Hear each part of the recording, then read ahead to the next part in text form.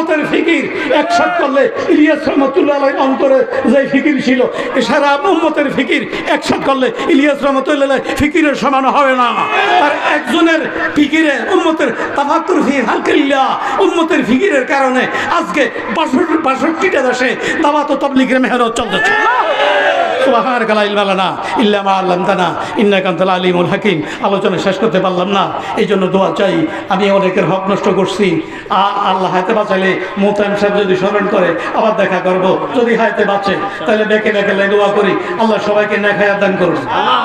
আমার জোরে কয় না, আল্লাহ সবাইকে নেক হায়াত দান করুন, দীর্ঘ হায়াত দান করুন, সুস্থ হায়াত দান করুন। আমি আপনাদের জন্য দোয়া করছি, দোয়া লাগে হাত উঠান লাগে না, নেক হায়াত আমিন কর। নেক হায়াত না, হায়াত না, হায়াত না, হায়াত গরু ছাগলের আছে, কুত্তেরও আছে, শিয়ালেরও আছে। আমার কথা বলেন, মুমিনেরটা হইতে হইব নেক হায়াত, মুমিনেরটা হইতে হবে কি নেক হায়াত।